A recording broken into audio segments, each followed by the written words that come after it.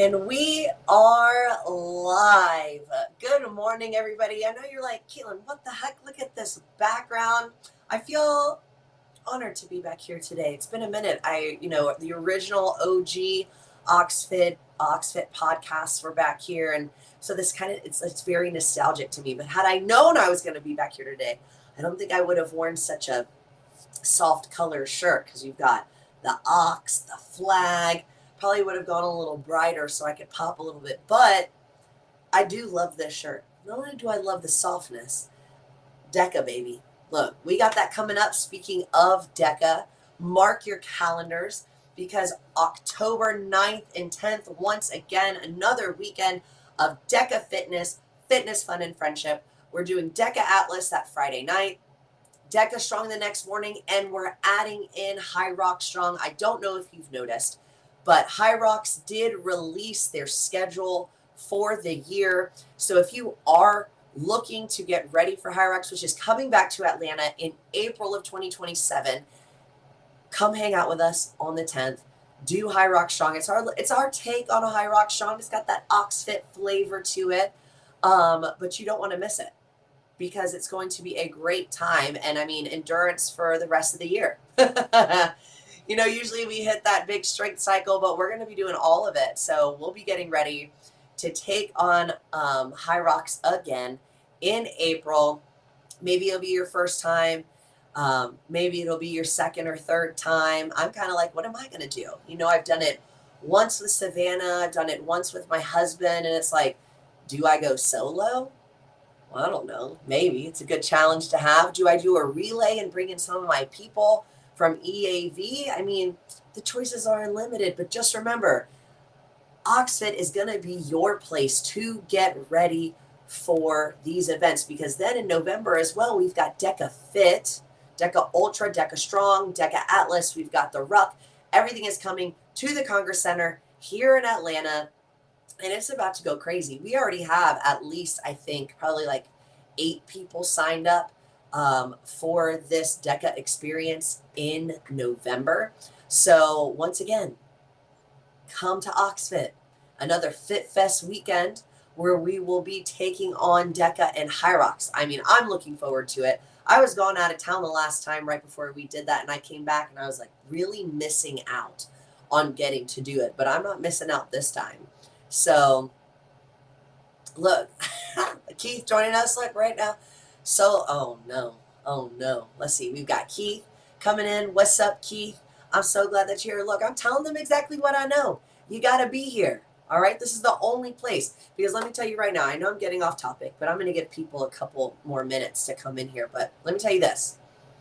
These other places that keep training for Hyrox and for Deca, all they do are the same movements over and over and over and over again. And it has caused, and I have seen it cause, people to show up to the start line injured, just like when we train for a marathon. You don't have to run all the time. And that is why so many people get to the finish line or don't even make it to the marathon that they're training for, because they're already injured. I love how Ant's always going to push me solo pro.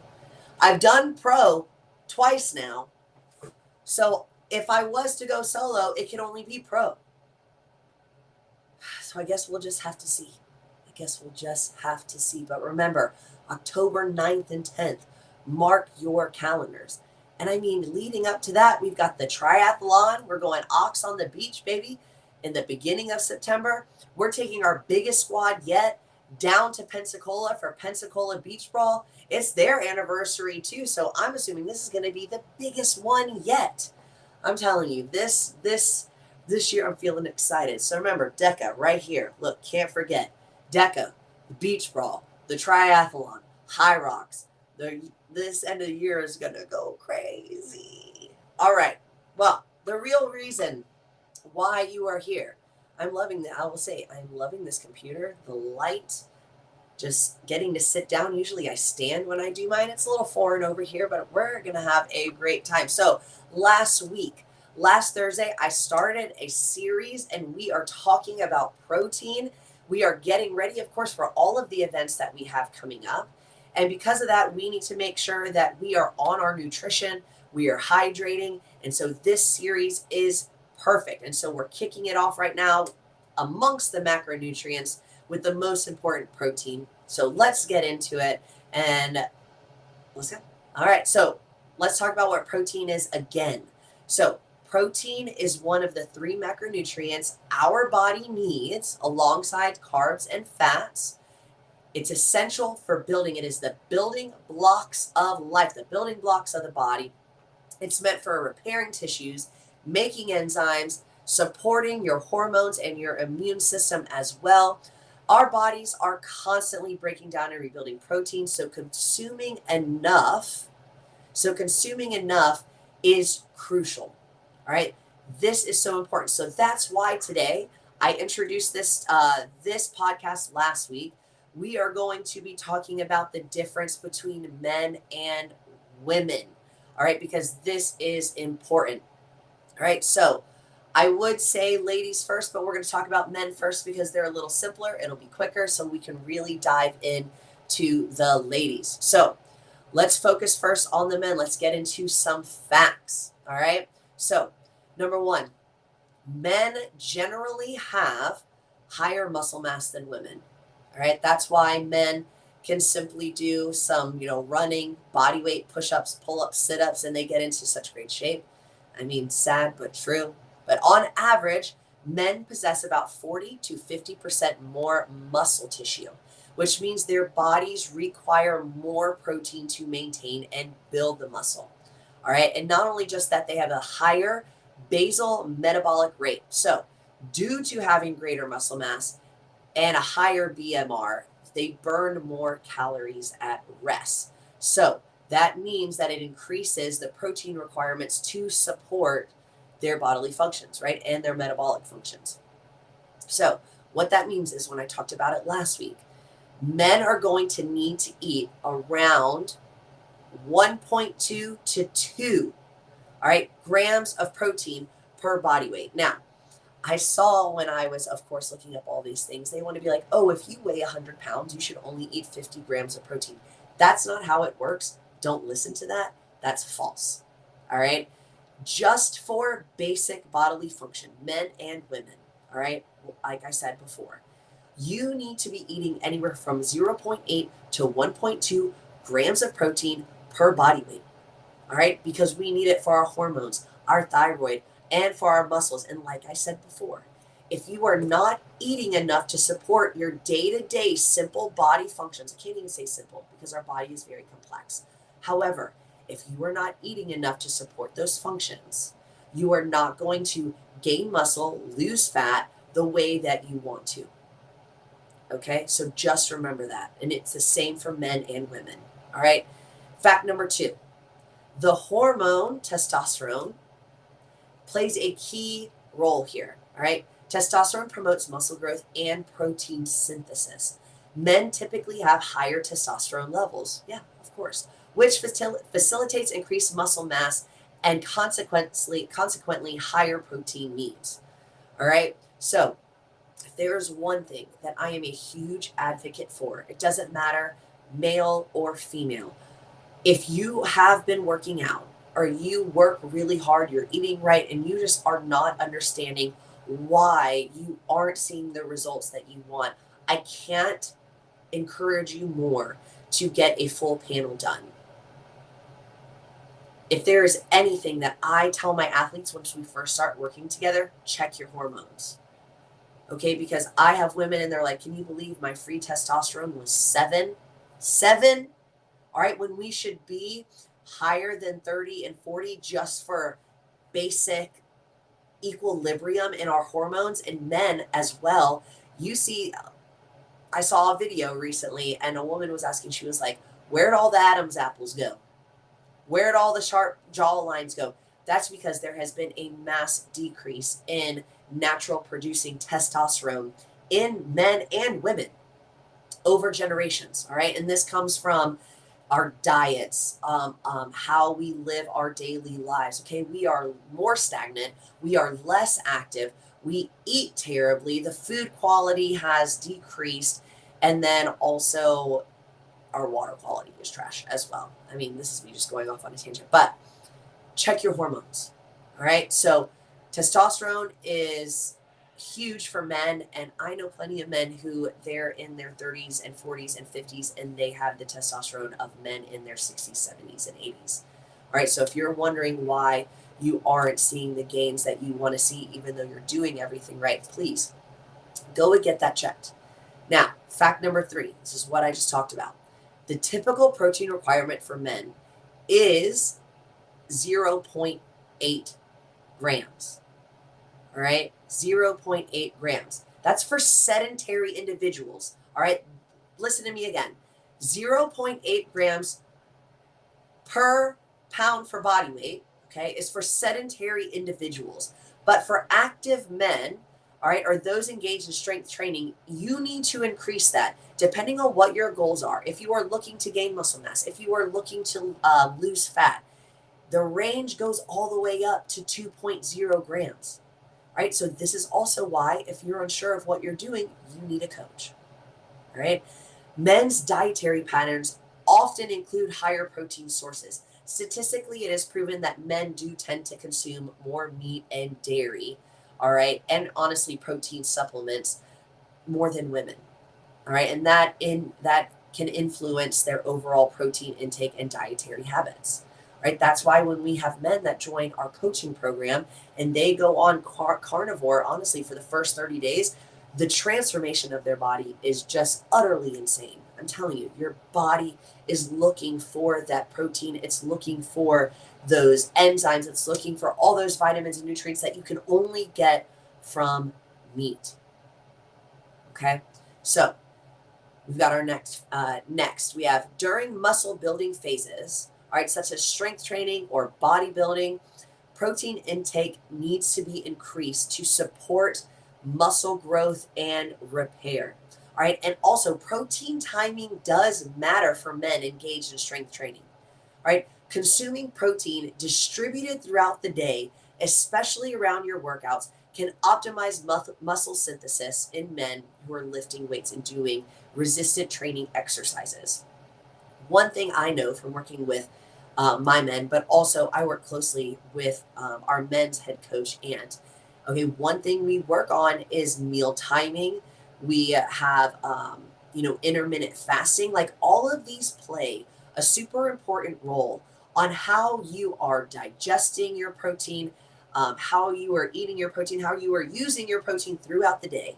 Okay, because all of this does play an important key role in how our body comp changes, how we work out, because one thing I am a huge advocate for is making sure that you are eating a certain amount of protein and, like I said, carbs and fat later on, but a certain amount of protein before and after your workout, right? Because this is important. If you've ever worked out heavily like we do, and you go to bed at night and sometimes you're like, wow, I didn't sleep really well.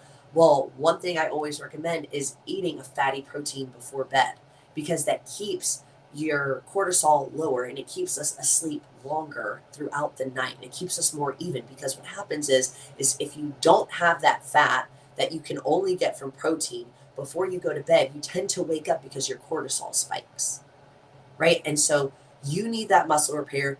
You need that time of sleep to recover. And if you're not eating the right type of macros and enough protein, you're just not going to yield the results that you actually need. All right. So, all in all, men having higher muscle mass and testosterone levels mean that they require more protein. And especially if you are a male who is engaged in physical activity and lifting weights. Okay, it's like I've not even me have said before, but I take this from Ant. All right, if you are a man in your 30s and your 40s and you honestly aren't working out or being active and don't have a six pack, you are completely wasting your time. You are wasting your life. You are wasting your time because you should be at peak physical fitness at those ages. We get to a certain point where we get married, we have kids, but don't you want to play with your kids, get up and down off the floor? Don't you want to beat them in a foot race? Like, there are so many reasons as to why you should be working out and eating enough protein as a man, especially in your 30s, 40s, 50s, and beyond. All right. So remember, men have higher muscle mass and a higher basal metabolic rate. They have more testosterone. So if you're working out and all of those things combined, you need to be consuming at least 1.2 grams of protein per body weight, all the way up to 2 grams.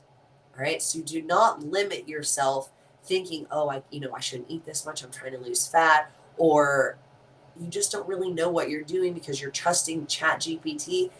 Get yourself a coach. We have amazing coaches here.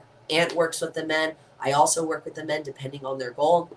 And I'm telling you, it's worth it. So stop trusting social media and stop trusting ChatGPT to get you the results that you're actually looking for. Because like I said, when I was looking up all these facts, and it told me that a man who weighs 175 pounds should only be consuming about 80 to 100 grams of protein a day.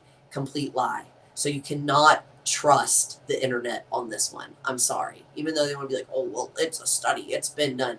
Yeah, to who? Sedentary individuals? Okay, cool. All right. So, men, we've got you figured out. All right. So, more muscle mass, more testosterone. All right. You guys know what you're doing here. But let's get to us ladies. All right. So, let's have some fun. All right. So, women, we do have less muscle mass. All right. 25 to 30% less than men on average. All right. So, this already lowers our baseline needs. Okay. So, when you're looking online and you're looking at to what you need, just remember that fitness and nutrition research is only mainly done on men. Okay, only 10% of research for fitness and nutrition is done on women. Okay, so they're not really giving us exactly what we need. Okay, because all of the studies that have been done on men. All right, so we do have less muscle mass than men. Yes, that is true. Why? Because we are not chock full of testosterone. All right, our estrogen influences fat storage and muscle maintenance in our bodies. All right, so now you're like, oh, well, our estrogen. Okay, well, what about our cycle? All right, it's not even just our cycle. It's not just that luteal phase. It's not just that ovulation phase. All right, we're also going through other different phases. All right, so we've got pregnancy, breastfeeding, perimenopause, menopause, and all of it needs different. What is the word I'm looking for? Because I didn't write this word down because I'm kind of going off what I wrote down in my notes, right? So during those different phases of just life in general, as we get older, we have different needs. Okay, we need to be eating more protein as we get older. We need more resistance training as we get older and then even when we're pregnant, we need more protein because we're not only just supporting ourselves, we're supporting another life. You need more protein to be able to breastfeed. Okay, so all of this data that we have received isn't catered to us. Okay, it is catered to the men. So we have to make sure that we are working with someone who knows exactly what we need to be doing as a woman, especially women in fitness. All right, so women in fitness already, that goes from being 0.8 grams of protein per body weight all the way up to 1.2. Now, that's just even a base. Because depending on what you're doing in fitness, ladies, especially if you're in perimenopause or you're in menopause and you are coming to the gym and working out, you're going to need even more than just 1.2 grams per body weight. You might need 1.5, but how do you figure that out? How do you know exactly what works for you? Because the one thing about nutrition is that nutrition is personalized per person, just based on what we're going through, whether male or female, depending on our daily lives, kids, no kids, hormones, just where we're at age and where we're at in life, it is so individualized, and you don't know exactly what you're doing unless you are working with someone who knows what they're doing. All right, because like I said, during pregnancy, women need additional proteins to support fetal growth. All right, because there's going to be, and it says 1.1 grams per body weight. And then it says only 1.3. But I can tell you, as someone who speaks from experience, not with pregnancy, but being a woman in fitness and the gains that I've made over the years, and then also that when I just recently tried to lean out, that all changed.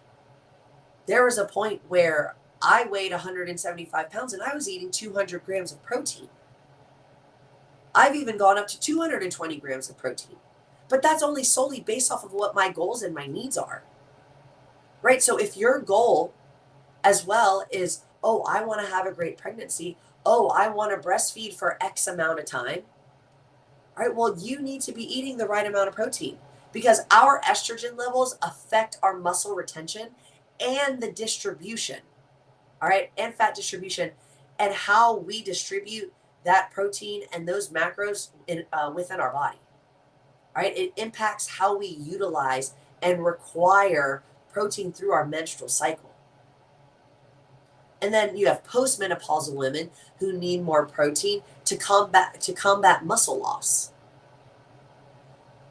So what works for me isn't going to work for Savannah, and what works for Savannah isn't going to work for Lauren, and what works for our legends ladies isn't going to work for us either. There are guidelines to actually eating enough protein depending on where we are in life, where we are in our cycle. Because have you ever experienced cravings when you're on your period? I know I have. All right, when I'm ready, when I'm ready to go and it's my time of the month, I am having some serious cravings. It's not like I'm craving chocolate or candy.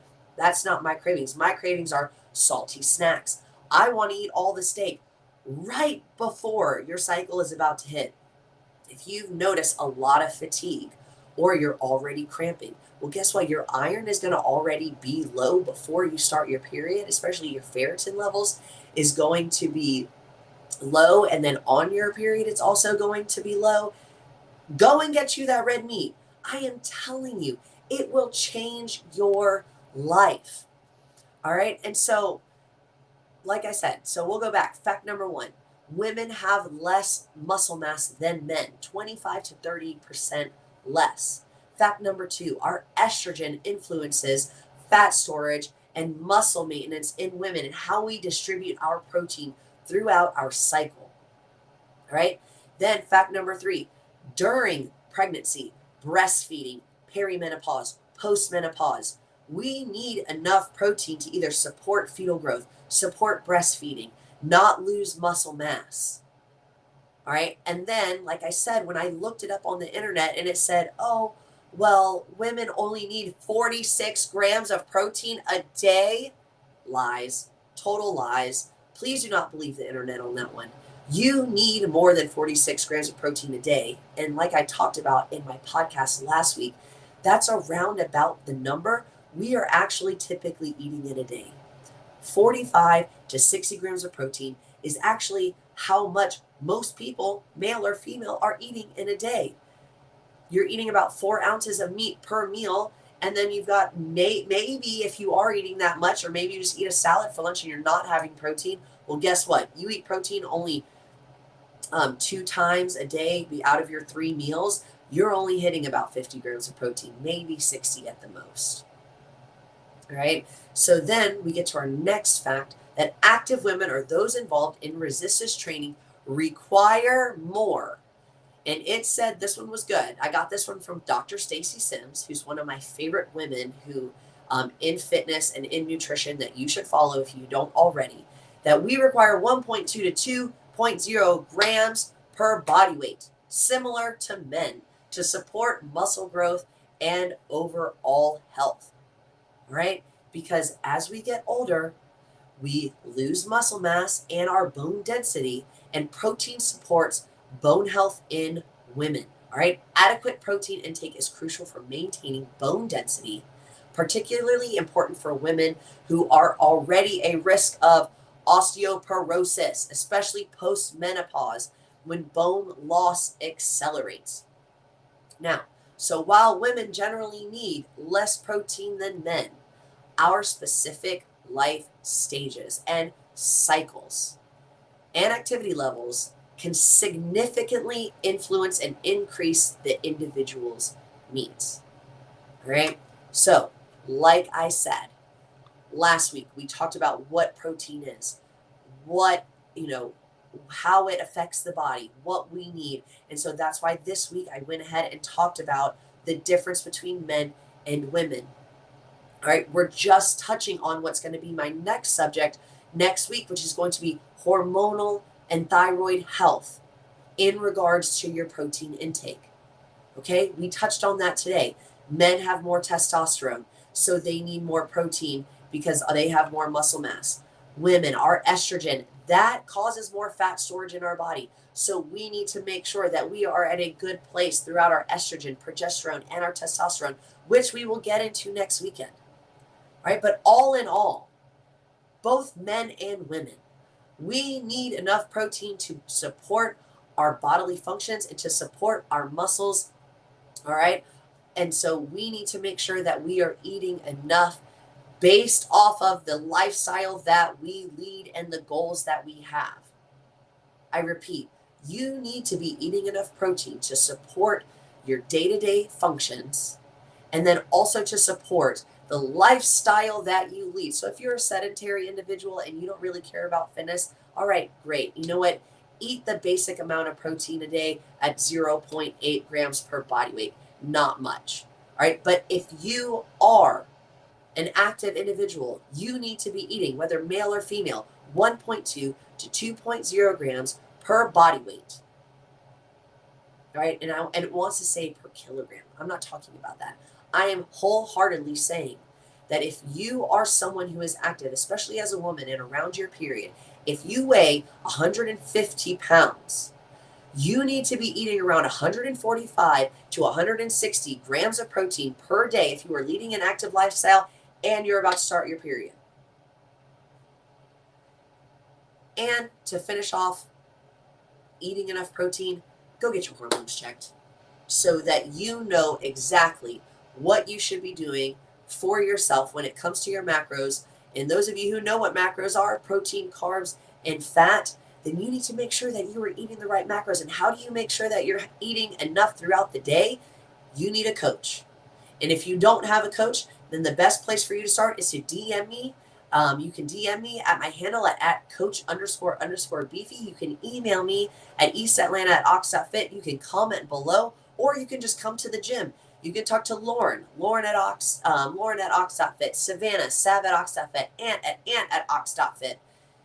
We can help you. We can help you achieve your goals. And if you're unsure if we can help you, then you should get on our Instagram page at OxFitNation and see the testimonials and the results that people are getting by coming to OxFit. All right. Stop starving yourself. Eat your protein. Make those gains and reach your goals. I will see you same time next Thursday, where we will dive deeper into protein and your hormones. See you then.